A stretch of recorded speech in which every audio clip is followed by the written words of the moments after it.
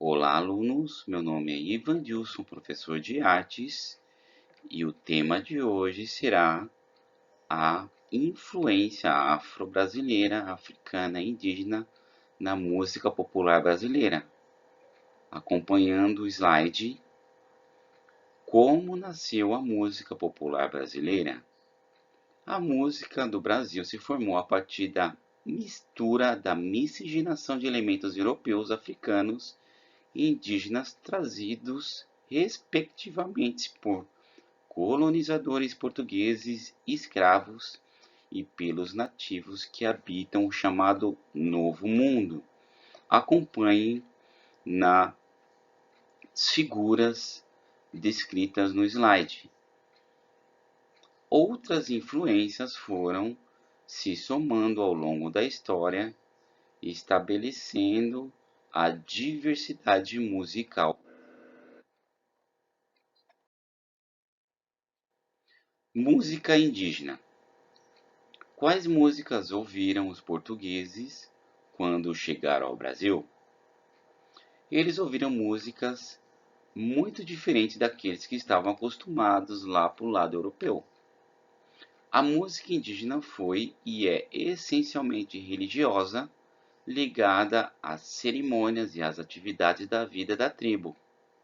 Cantos e danças de guerra, de caça, de pesca, de invocação e homenagem às entidades sobrenaturais, animais e celebração dos fatos sociais e ritos de passagem. Era uma prática coletiva, geralmente marcada por ritmos, com poucas notas, melodias repetitivas, acompanhadas da dança e do canto. Como reflexo marcante da cultura indígena na música brasileira, podemos observar o timbre analisado no canto sertanejo, alguns instrumentos musicais e algumas danças como caboclinho e catira. Alunos, vou descrever alguns instrumentos indígenas e as suas construções.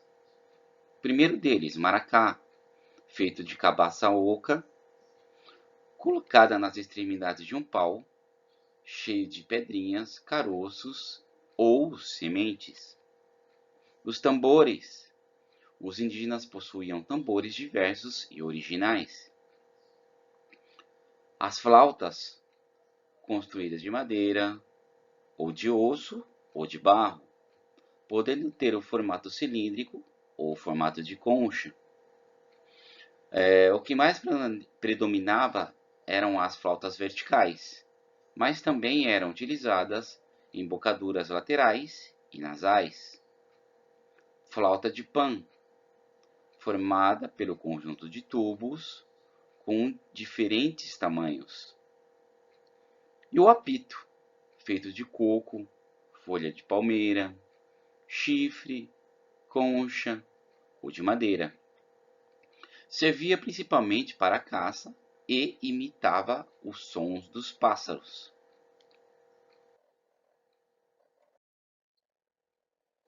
Na tela, alunos, os adereços e os instrumentos musicais na forma figura aí na tela, como o maracá, como eu já havia dito, o tambor, o apito, a flauta de pan. Eu já vi muito aqui no centro de São Paulo, os indígenas tocando essa flauta. Outros tipos de flautas também, logo ao lado. Nessa tela de slide, alunos, eu demonstro os instrumentos mais conhecidos da cultura indígena, que são o de sopro e o de percussão, tá? À esquerda contém o toró, flauta de bambu, pau de chuva, o chocalho, o apito, o uruá, o maracá, bastões de ritmos, catuquina, zumbi 2, existem muito mais, alunos. Bom, vamos agora neste slide comentar sobre a música indígena. Para o indígena, A música tem peso social, pois está presente nas diversas manifestações culturais e sociais de cada etnia. Faz parte dos rituais de magia, da socialização. Socialização são as reuniões em tribos, contato direto com os ancestrais e cura, ritos de passagem, nomeação, iniciação e funerais. Também são presentes as músicas nas festas comemorativas, principalmente, nas linguagens de guerra, nos rituais aos deuses ou para alguma manifestação cultural distinta, quando outras tribos se reúnem juntamente nessas manifestações. A dança indígena é uma poderosa linguagem usada para celebrar algum fato ou ato em relação à vida e aos costumes. Alunos, a dança está associada à música, tá? Como no slide anterior. É claro que existe a dança da guerra, a dança ao voltar da guerra, a dança para celebrar um cacique, para comemorar boas safras, uma dança de pescaria, danças para assinalar a puberdade de adolescentes ou homenagear os mortos em rituais fúnebres. Essa dança que se diz assinalar a puberdade de adolescentes ou homenagear os mortos em rituais são quando as mulheres de uma tribo passam, né, da adolescência à fase adulta, ou em celebrações de casamentos indígenas. As músicas e as danças indígenas também são utilizadas para espantar doenças, epidemias e também para outros tipos de cerimônias, conforme já comentamos, alunos. Uma das festas se chama Cuarupi. É uma festa muito importante que acontece uma vez por ano no Parque Indígena do Alto Xingu. Isso é um exemplo, tá, gente? E dura 2 dias essa festa. Durante as celebrações ou de fim de luto, há comidas, danças, cânticos, rezas e o momento das últimas lamentações. Os índios utilizam e acreditam que através da festa Cuarupi, as almas dos mortos vão se libertar e viver em outro mundo. É um ritual, né, alunos? Essa festa é tratado como um ritual. Bom, nessa telinha, alunos, eu procurei demonstrar também os artistas indígenas, tá? Esse é bastante conhecido, tá? O que diz ele como um slogan, tá? Fazer arte com contexto e coletividade tem me possibilitado atender e entender mais, atuar melhor, além de marcar a nossa trajetória nesses anos. Esse índio, essa tribo de Roraima, tá, gente? Por acreditar que, em Roraima, no campo político indígena, os artistas engajados levam a causa para campos mais distantes de atuação. Propus essa exposição na expectativa de evidenciar o protagonismo do artista indígena e a necessidade de agências que temos. O nome dele é Jaider Sbel e ele é um escritor e produtor cultural indígena da etnia Macuxe. Nasceu em Normandia, estado de Roraima, e viveu até os 18 anos, onde hoje é a terra indígena Raposa, Serra do Sol. Outra artista indígena, gente.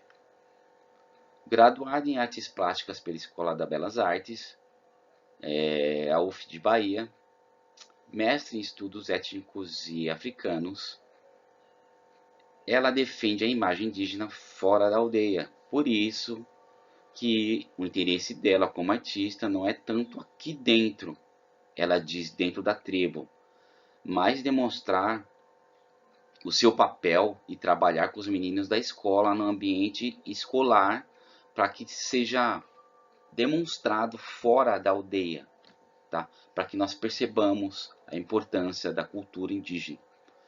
Olha lá. Mas fora da aldeia é levar esse conhecimento que as pessoas não têm sobre o índio brasileiro. O nome dela é Arisama Pataxó. A etnia dela é Singa Larga, Paiter Suruí e Tupari. Ela é de Cacoal, Roraima. Agora, alunos, vamos comentar sobre a cultura africana. Contextualizando. A cultura africana, conjunto de manifestações que une utilidade estética dos povos da África. Envolve linguagem, a culinária, a religião, o folclore e as artes dentro da cultura africana, tá, gente? A qual estamos na miscigenação deles na população brasileira. Arte afro-brasileira. A arte afro-brasileira é baseada nas histórias, crenças, lendas e na filosofia africana. A música, a dança afro-brasileira é uma mistura da música portuguesa, indígena e africana. Entre os estilos influenciados temos a catira, o samba, o maracatu, o maxixe, a lambada, bastante conhecida, e o carimbó.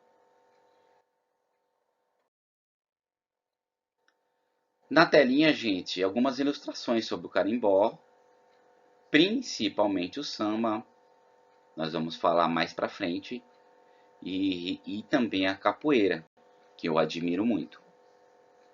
Já fui praticante.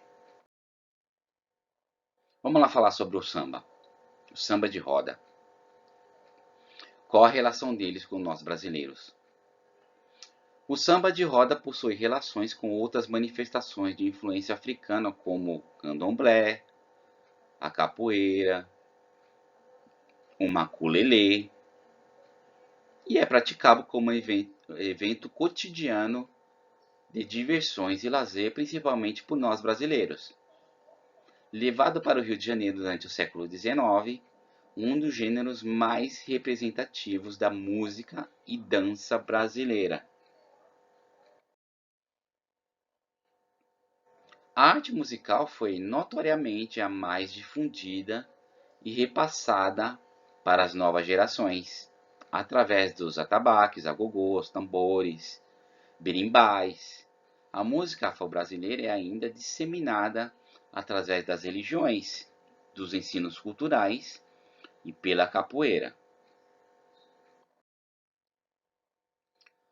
Outra relíquia, outra demonstração da miscigenação africana são as máscaras. Naturalmente africano é uma das mais importantes características africanas.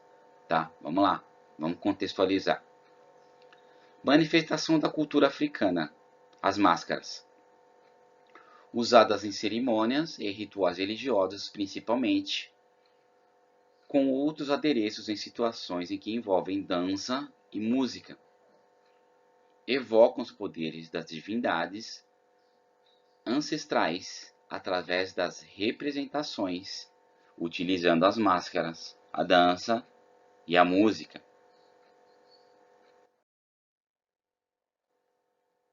Na arte africana, predominam as cores fortes e desenhos marcantes. Os artigos produzidos valorizam a originalidade, desenhos geométricos como as figuras abaixo, formas requintadas e exóticas, bandeiras africanas.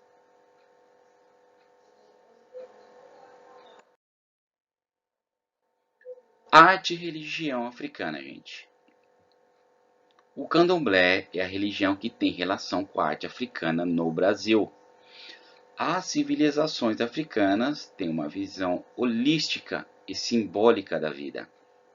Cada indivíduo é parte de um todo, ligados, todos em função do cosmo, em uma eterna busca pela harmonia e de equilíbrio.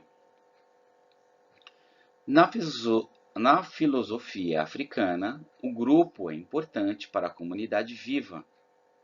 A troca de experiências, o grupo, gente. E cada fiel deve participar seguindo o papel que lhe pertence em nível espiritual e terreno.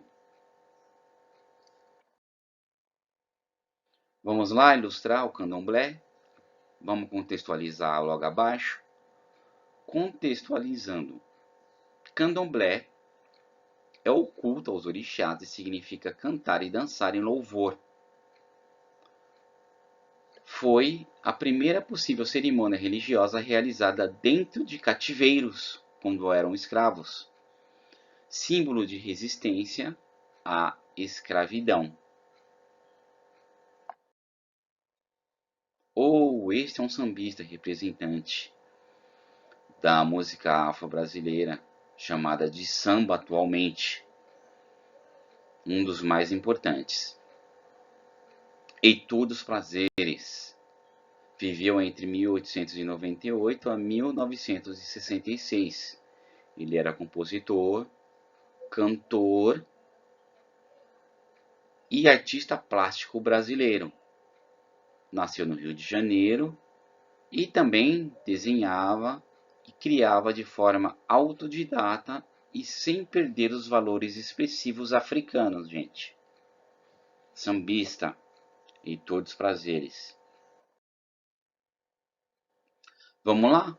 Conceituando Afro Samba, gênero musical que tem início com as análises poéticas, rítmicas e linguísticas de Vinícius de Moraes e Baden Powell, que resultou o álbum Afro Samba em 1966.